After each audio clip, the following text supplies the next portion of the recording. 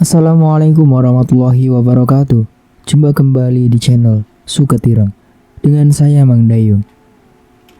Di kesempatan kali ini, saya akan bawakan sebuah cerita yang berjudul Wajah-Wajah Setan, karya Abdullah Hararab. Tentunya tak usah berlama-lama lagi, langsung saja kita masuk ke ceritanya.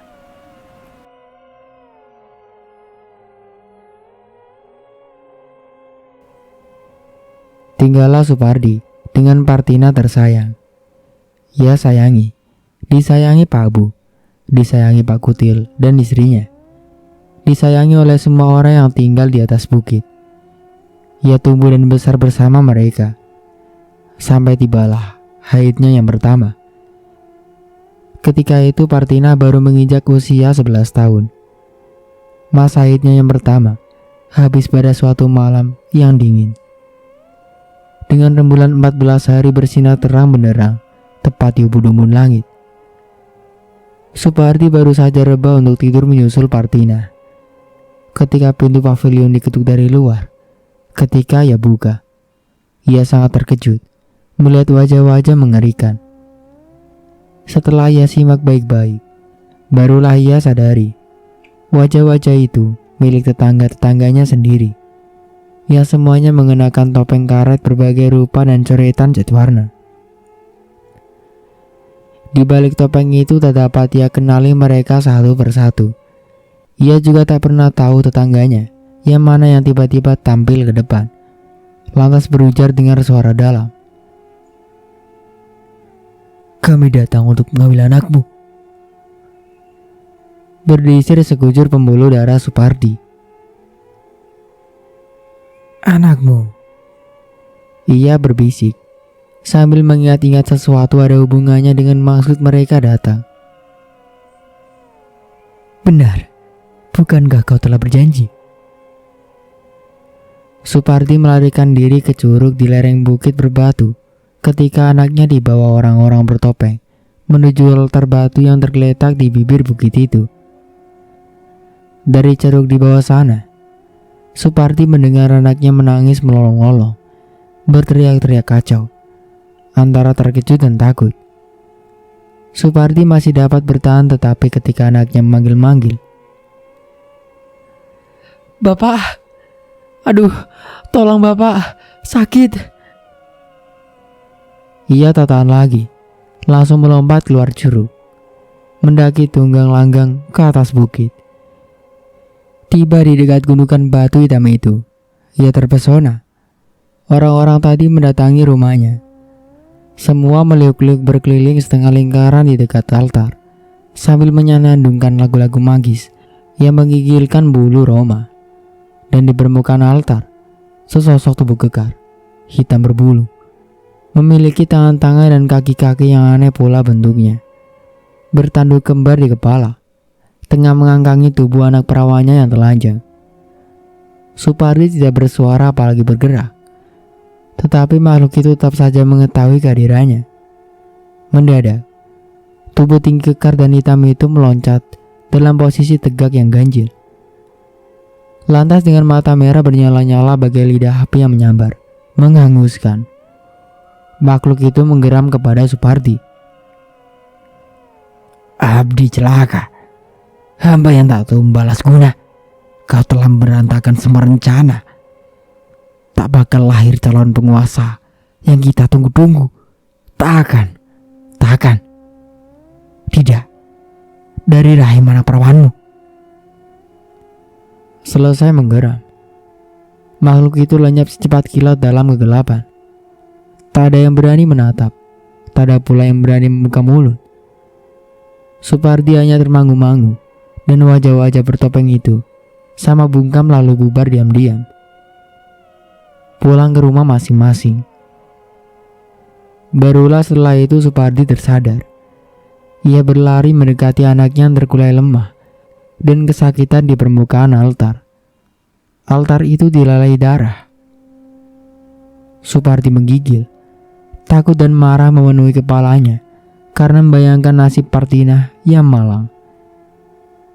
Perasaan takut itu dikalahkan perasaan marah manakala ia bangkit, turun dari tempat tidur dan berjalan ke jendela dengan langkah-langkah tegas. Ia mengintai keluar lewat tirai yang ia singgapkan. Tak ada apa-apa kecuali kegelapan dan hujan yang deras. Barangkali suara gesekan-gesekan aneh yang barusan ia dengar di daun jendela bukan berasal dari jendela itu sendiri.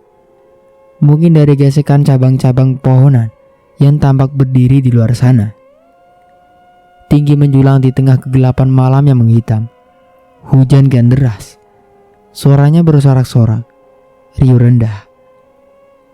Malas, Supardi melepaskan tirai.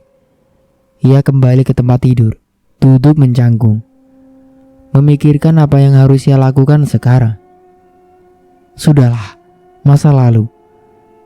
Anaknya, toh, telah mati ketika ia temukan di altar batu yang dilelehi darah itu. Memang anak itu bernafas ketika Supardi memeluknya. Masih sempat memanggil nama bapaknya, mengadukan azab sengsara yang ia derita. Tetapi anak itu toh mati juga. Beberapa helaan nafas ketika pengaduannya terakhir. Ia tidak perlu menyesali orang-orang yang datang mengetuk pintu rumahnya. Ia yang harus mempersalahkan diri karena janjinya yang dulu ia tidak pikirkan matang-matang. Nasi sudah menjadi bubur. Kejam dan mengerikan, memang. Tetapi demikianlah kehidupan yang diam-diam ia rasakan selama ini, merembati atap rumah, demi atap rumah yang ada di atas bukit.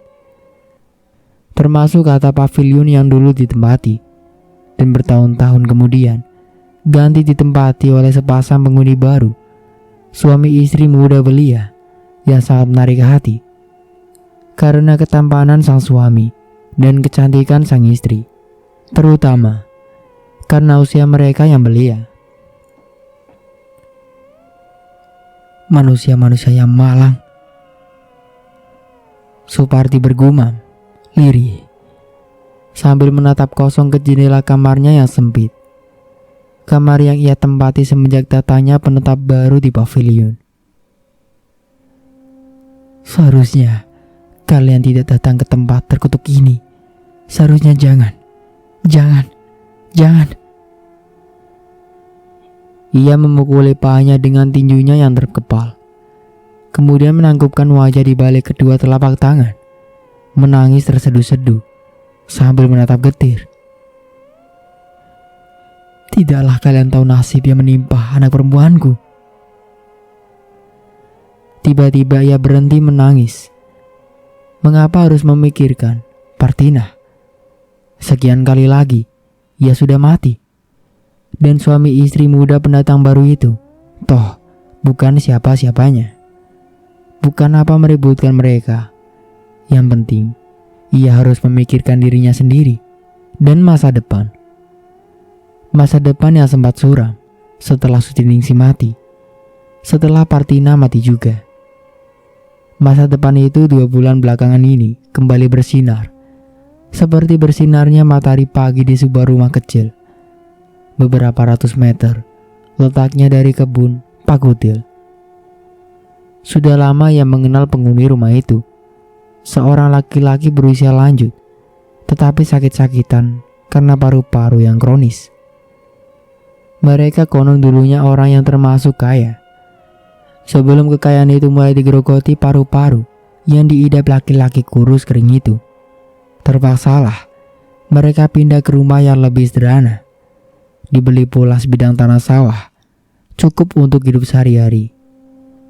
Tentu saja keempat orang anak-anak mereka harus berhenti sekolah dan ganti jadi petani di sawah. Karena tempatnya bekerja berdekatan dengan letak rumah itu, dengan sendirinya mereka sering bertemu. Supardi yang merasa iba kepada penderitaan mereka dan ingat pada dirinya sendiri, serta masa lalunya yang penuh pahit getir. Lantas berusaha menolong sedapat-dapatnya, tanpa tahu Pak Kutil. Uang gaji yang diterima Supardi sebagian besar ia sumbangkan kepada keluarga yang terkena musibah itu.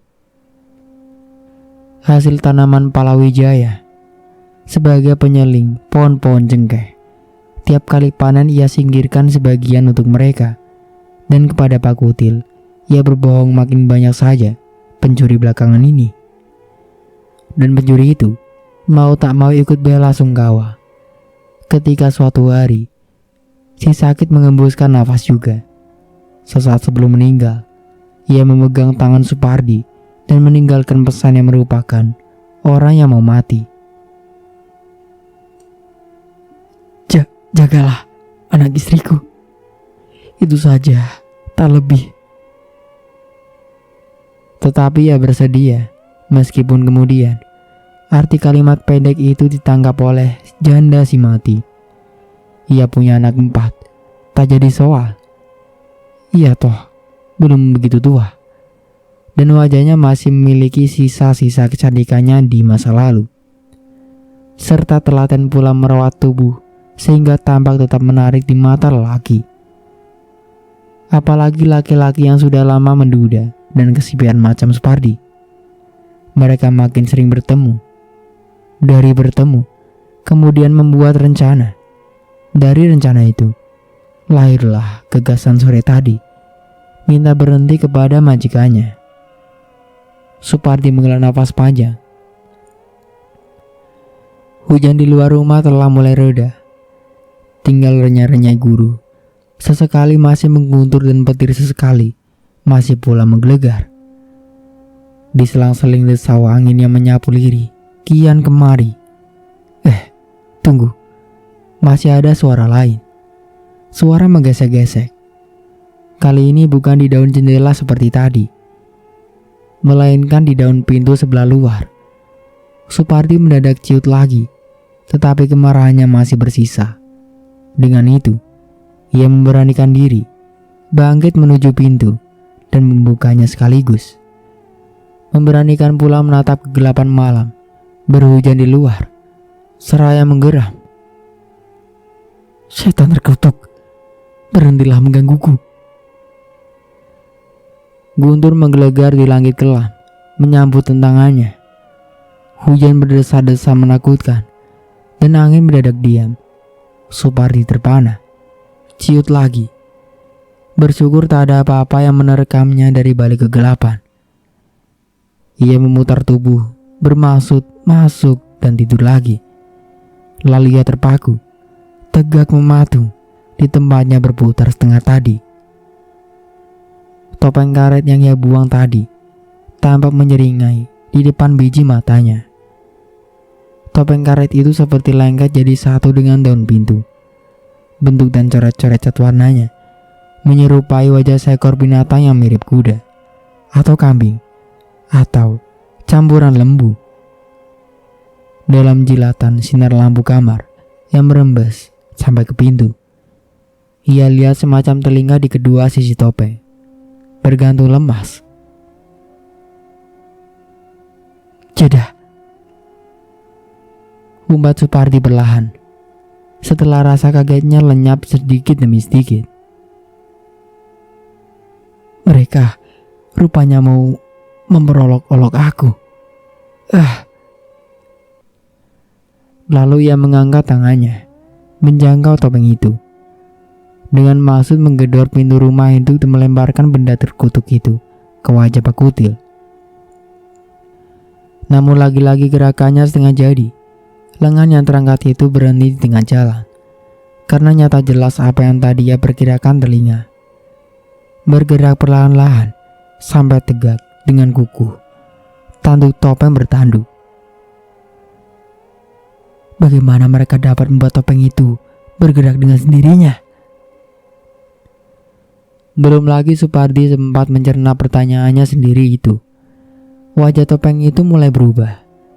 Matanya yang dicat merah tiba-tiba menyala hidup, dan mulut lebar di bawah lubang-lubang hidung yang sama lebarnya. Tiba-tiba pula menyeringas semakin lebar, memperlihatkan rongga yang dalam dan hitam tanpa dasar. Udara dingin merenggut pundak Supardi. Ia mau berteriak, namun lidahnya begitu keluh. Ia mau berlari, kaki-kakinya begitu lumpuh, terpaku mati di permukaan lantai Samar-samar, ia dengar suara-suara lain yang datangnya dari pavilion juragan muda. Jeritnya dalam hati. "Juragan muda, bangunlah, kemarilah, dan tolonglah bangunkan aku dari mimpi yang buruk ini. Tolonglah." Dan mimpi buruk itu ternyata hanya permulaan belaka. Topeng yang kemudian hidup sempurna itu tahu-tahu saja telah berpindah tempat tanpa ada terlihat tangan yang menggerakkan setelah copot begitu saja dari daun pintu. Dengan suara bersiut, topeng itu hinggap dan lengket menjadi satu di sekujur wajah sampai kepala Supardi sendiri menggigit, berusaha merapat dengan kejamnya. Petir menggelegar menerangi langit kejam ketika Supardi menjerit lengking dalam usahanya melepaskan topeng itu dari kepala. Semakin ia betot, semakin kencang topeng itu menggenggam. Dengan suatu keheranan yang aneh dan rasa sakit yang tidak terperi, pelan-pelan ia mulai merasakan kulit sebelah dalam topeng mencair. Kulitnya sendiri pun mencair. Secepat kulit-kulit itu cair, secepat itu pula kering kembali, bersatu rapat. Seolah memang topeng itu adalah wajah dan kepala Supardi yang asli. Ia menjerit lagi, namun yang ditangkap telinganya hanya suara garang lirih dan dingin menusuk tulang. Dengan ketakutan yang menjadi-jadi, Supardi meronta-ronta meloncat-loncat histeri. Uap yang panas mendidih, seolah membakar tubuhnya dari bagian dalam. Sakitnya tak tertahankan. Naluri untuk mendinginkan panas itu mendorongnya lari ke tengah derasnya hujan, meloncat-loncat kian kemari. Matanya seakan buta. Ia tak tahu ke arah mana ia telah berlari, ke arah mana pula ia telah meloncat. Tahu-tahu saja ia merasakan kedua kakinya telah menjejak di permukaan batu yang keras bergumpal-gumpal. Sadar, ia tersasar di bibir bukit. Supardi dengan panik berusaha turun dari tumpukan batu-batu hitam. Berlawanan dengan kehendaknya, ia justru mendaki, merambat naik, dan kemudian berdiri tegak di puncak batu yang paling tinggi menjulang. Pada saat itu pula, disaksikan istrinya yang berdiri, terpaku di abang pavilion. Ratno Tanureja dengan sigap meloncat dan berlari ke bibir bukit. Ia masih setengah perjalanan menuju tumpukan batu-batu hitam, manakala guntur meledak lagi di langit kelam. Keras dan dahsyat sekali bunyinya, berlangsung lebih panjang dari waktu yang biasa. Supardi sampai limbung, jatuh, dan Miranti merasakan lantai tempatnya terpijak, mendadak goncang. Di lain pihak, Supardi juga mampu menahan keseimbangan tubuhnya. Ia jatuh terguling. Naluri ingin menyelamatkan diri pada detik-detik terakhir, membantunya jatuh ke depan, bukan ke belakang, di mana lereng bukit batu karam menganga hitam. Toh sia-sia. Ia jatuh dengan kepala lebih dulu, tepat di permukaan altar. Sedetik sebelum nafasnya berakhir, Supardi masih dapat merasakan bagaimana cengkeraman topeng karet itu dengan cepat menggerang dari kulit wajah maupun kepalanya. Tak heran ketika kepala Supardi kemudian terkulai di antara genangan darahnya sendiri, topeng itu pun ikut jatuh, menggelindang di atas rerumputan yang basah. Hujan menderas kembali, membadai. Pagi hari itu, alam berubah secara menakjubkan. Hujan mendadak reda begitu saja, bersama perginya kegelapan malam yang jahat. Dengan gembira matahari menyembur di ufuk timur, menjilat-jilat dengan lidah-lidahnya yang berwarna kuning emas. Alam seolah-olah tidak mau tahu terhadap wajah-wajah murung yang mengelilingi altar batu di bibir bukit. Di situ terkapar mayat Supardi, kepalanya pecah, bola mata mendelik, hampa dan mati, menatap sebuah topeng karet yang berletak di atas rerumputan yang basah. Mata itu menuntut, menuduh, sekaligus sengsara, menderita. Tunggu apa lagi? Aku harus masuk kantor setengah jam lagi. Seorang menggerutu parau. Barulah mayat Supardi mereka angkat ke kamar. Di tempat almarhum semasa hidupnya. Dibersihkan. Dikain kafani. Lalu kemudian digotong oleh beberapa orang menuju tempat peristirahatannya yang terakhir. Tanpa upacara kematian.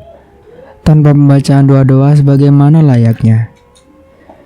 Juga tidak terlihat suasana bergabung di wajah orang-orang yang datang melayat.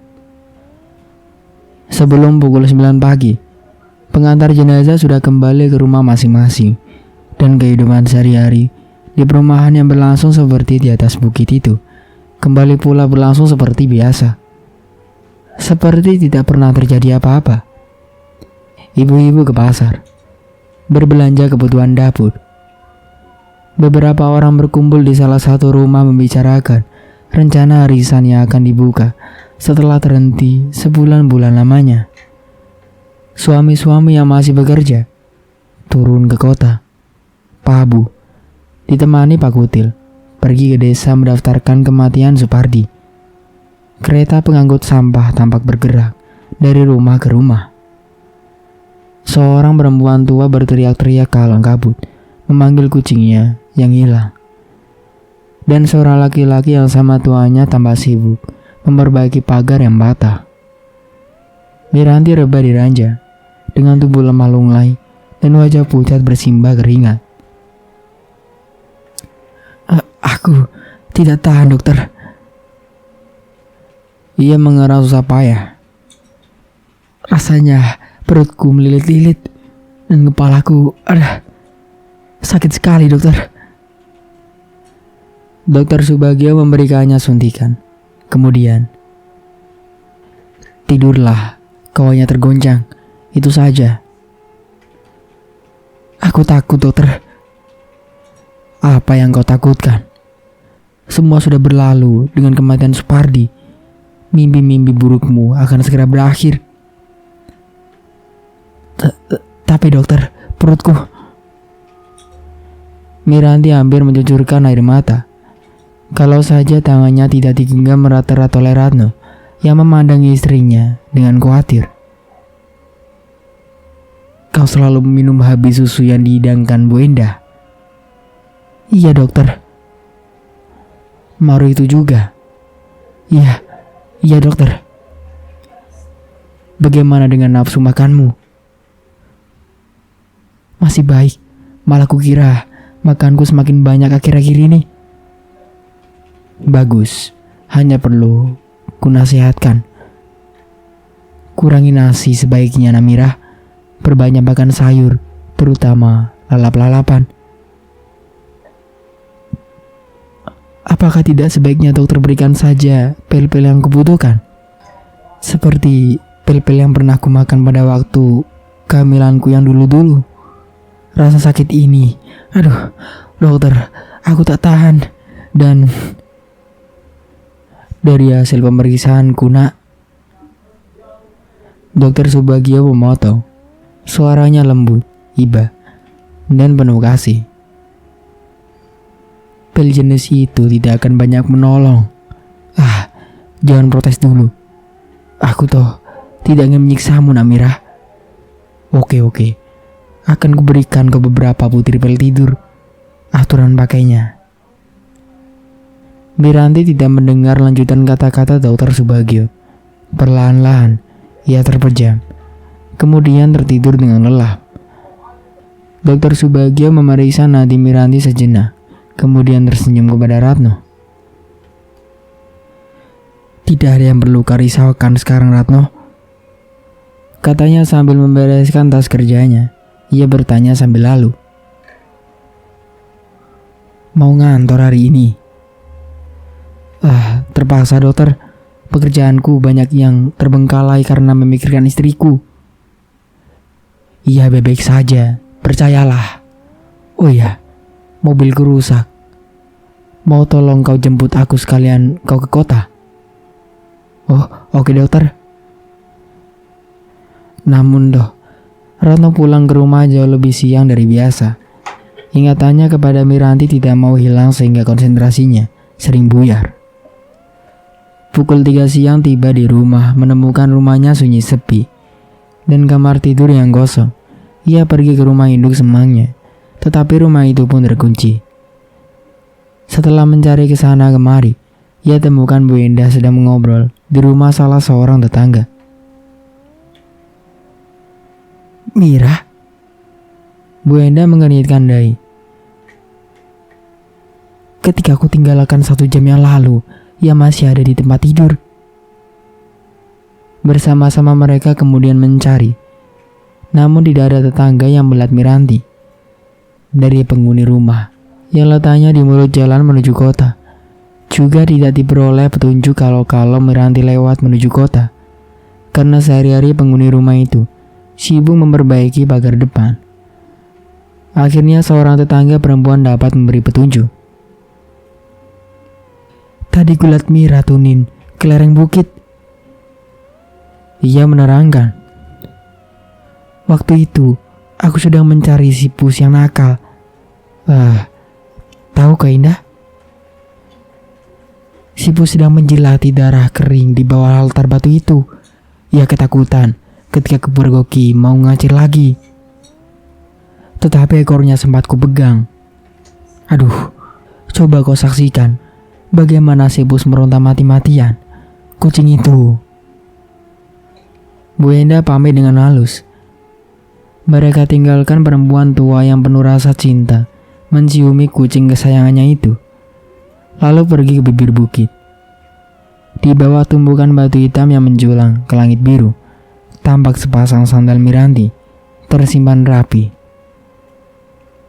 Bu Endah pucat, dan Ratno dengan gelisah mencari-cari kian kemari sambil memanggil-manggil nama istrinya. "Mungkin ia ke bawah." Bu Endah akhirnya memberi usul. Ratno mengangguk tanpa berkata sepatah pun, lalu bergegas menuruni jalan setapak lereng Bukit Karang. Jalan setapak itu tidak selicin ketika tadi pagi. Ratno ikut turun melalui jalan yang sama menggotong mayat Supardi sebelum jenazahnya mereka kuburkan di salah satu ceruk yang terletak di lereng Bukit Karang itu. Meskipun demikian, perasaan khawatir Ratno tidak berkurang sambil terus menuruni jalan setapak itu. Berkali-kali matanya ia tarikan ke bawah bukit, mencari-cari kalau ada tanda-tanda Miranti telah tergelincir. Miranti tidak ingin tergelincir. Karena itu, sebelum menuruni jalan setapak ke tempat yang ingin ia datangi, sandalnya ia tinggalkan di atas. Lalu dengan hati-hati ia turun. Ia tidak perlu tergesa-gesa. Toh, yang ingin ia lakukan hanyalah membaca sedikit doa yang ingat di makam Supardi.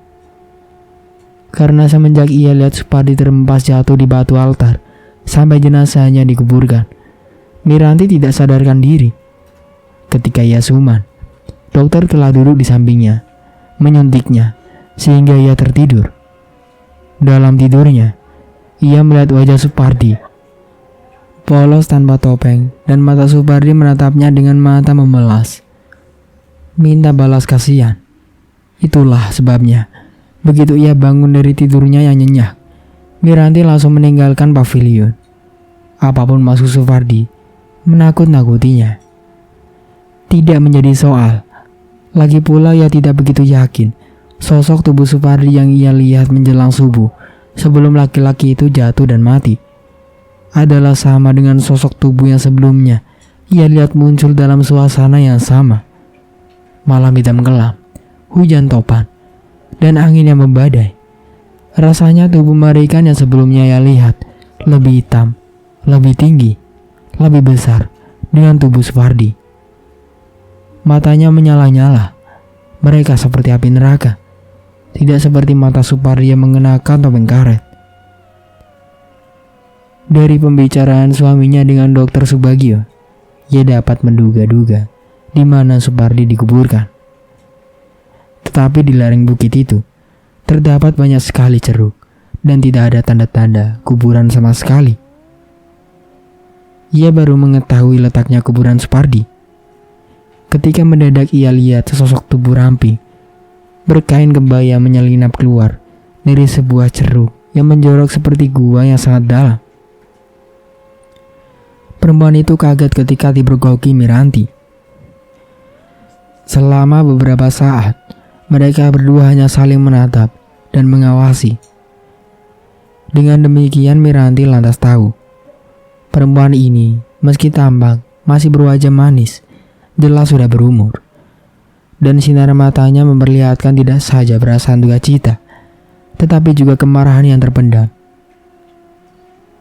Perempuan setengah baya itu yang mula-mula membuka mulut, suara dingin, tajam menusuk. "Kau salah seorang penghuni di atas sana?" Ia bertanya, tanpa menunjuk arah yang ia maksud, namun dapat dimengerti.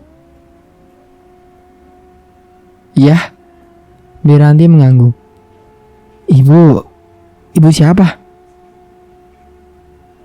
"Tak perlu kau ketahui," sahut perempuan itu dengan wajah yang tiba-tiba berubah sinis, tetapi matanya menghina. "Tadi malam aku punya janji dengan Supardi. Kami akan menikah pagi ini. Tetapi ia tidak pernah muncul. Lalu kedengar desas-desus. Ia telah mati dan dikuburkan di ceruk ini. Di ceruk tanpa kubur yang digali, kecuali tumpukan batu-batu dan lumpur yang kotor menjijikan." Mata perempuan itu berapi-api. "Kalian tidak saja membunuhnya, kalian juga telah menghina jenazahnya. Hanya karena ia ingin tobat, ingin kembali ke jalan yang lurus. Tuhan akan mengutukmu, mengutuk orang-orang yang tinggal bersamamu. Aku akan selalu berdoa, semoga Tuhan membalas kejahatan semua." Ia kemudian meludah, lalu meluncur turun ke bawah bukit dan lenyap di balik timbunan semak belukar yang menyemak tinggi di antara pepohonan berdaun rimbun. Lama Miranti menatap kepergian perempuan itu, termangu-mangu kaget, takjub, bingung dan takut. Ia tidak tahu apa yang dimaksud perempuan itu. Tidak jelas apa yang ia bicarakan, tetapi telinganya dipenuhi oleh kutuk dan sumpah serapah yang membuat ia menggigil. Kemudian jatuh terduduk di tanah yang becek. Ia masih terduduk di situ ketika Ratno menemukannya. Melihat pakaian istrinya yang kusut dan kotor, serta wajahnya demikian pucat, kurus, dan tersiksa. Tanpa berpikir panjang, Ratno memeluk Miranti, mendekapkan wajah perempuan itu ke dadanya, seraya membujuk-bujuk dengan suara getir. "Kita kembali ke atas ya, Mira. Kau menyiksa dirimu sendiri," kata dokter. "Kau harus banyak istirahat, Mira. Kau tidak tahu betapa aku cemas memikirkanmu, betapa aku khawatir kalau kau..." "Mengapa?" bisik Miranti setelah mengigau. "Mengapa, Ratno?" "Apa yang mengapa, Mira?" Ratno menatap mata istrinya dengan gelisah. "Kau membuatku bingung, Mira. Tidakkah kita lebih baik naik saja ke atas dan..." "Supardi, Ratno, Supardi. Mengapa kalian menguburkannya di ceruk ini?" Sesaat Ratno terdiam. Lalu, "Entahlah, aku sendiri tak tahu. Kata mereka ya kata mereka. Karena ketika masih hidup Supardi pernah meminta agar ia dikuburkan di ceruk ini apabila ia mati. Dan hanya ditumpuki batu serta lumpur, tak ditanam." Desa Miranti masih setengah menggigau. "Itu aku tidak tahu, Mira. Aku tidak ikut masuk ke dalam ketika mereka menguburkan jenazah, Mira." "Kau sempat masuk ke dalam, ke gua yang hitam dan mengerikan itu?" Ratna menatap ke ceruk yang menerjang ganas sampai hidung. Tidak, aku belum sempat masuk. Lantas, perempuan itu mengatakan, Perempuan? Perempuan mana? Siapa, Mira? Mira angkat bahu. Lalu pelan-pelan ia berdiri, sempoyongan. Aku lemah sekali, Ratno. Ia mengeluh. Tenjebang bayi di perutku. Aduh, rasanya ada tendangan halus, wahai Ratno. Kandunganku belum lama jadi. Tetapi seolah-olah sesuatu tengah hidup, tumbuh dan berkembang dengan pesatnya. Aku takut, Ratno. Mari Mira, ku bantu kau naik. Pelan-pelan saja ya. Salah langkah sedikit, kau bisa keguguran. Hei Mira, jangan kau kekecewakan aku untuk ketiga kalinya. Jangan, awas tanganmu. Rumput itu kotor, Mira. Tak kuat jadi pegangan. Kau tidak mau mengatakan siapa perempuan itu, Mira? Aku tidak tahu. Ia muncul tiba-tiba, menghilang tiba-tiba pula. Mungkin ia penduduk desa di bawah sana. Akan kuselidiki siapa dia. Buat apa, Ratno? Memperingati dia agar tidak menakut-nakuti engkau lain kali. Dari mana kau tahu yang menakut-nakuti aku? Naluri, Mira. Naluri seorang suami. Ratno dapat juga menjawab seraya tersenyum manis. Setelah agak lama ia terdiam mendengar pertanyaan istrinya. Aku mencintaimu, Miranti. Apakah aku tidak? Miranti tersenyum. Kuragukan. Ratno menggoda. Astaga kau. Miranti mendelik. Pura-pura marah lantas tanpa memberitahuan ia langsung menyergap pundak suaminya dengan rekaman gigi-giginya yang mengujam. Tak keras, tentu saja, melainkan manja. Ratno memeluk kaget, kemudian tertawa-tawa. Saking gembiranya mengetahui Miranti telah menemukan pribadinya kembali. Ratno sampai tidak menyadari bahwa Miranti tidak ikut tertawa dengannya. Pada saat itu, Miranti tengah menatap belakang telinga suaminya dengan nafas yang tertahan tiba-tiba. Ia melihat buntaran kehitam-hitaman, semacam tato, sebuah tanda yang aneh, dan belum pernah ia lihat sebelumnya di belakang telinga Ratno. Tetapi rasanya ia pernah melihat di belakang telinga orang lain. Miranti menempel ketat di punggung suaminya sambil berusaha naik dibantu Ratno. Kaki-kakinya gemetar, jantungnya apalagi. Di atas, Bu Enda menyambut mereka dengan bahagia. Aduh, hai nak Mira. Ia hampir menangis karena gembira ketika ia membimbing anak semangnya pulang ke rumah.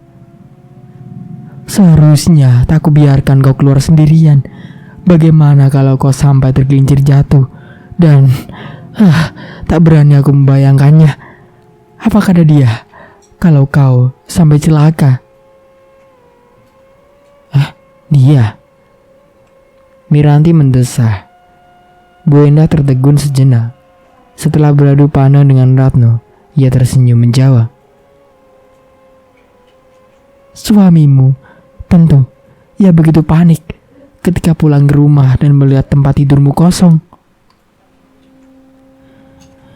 Bu Enda kemudian ikut membantu memandikan Miranti, mengenakan pakaian tidur yang terbaik ke tubuh anak semangnya yang cantik molek, ramping, dan kulitnya halus mulus itu.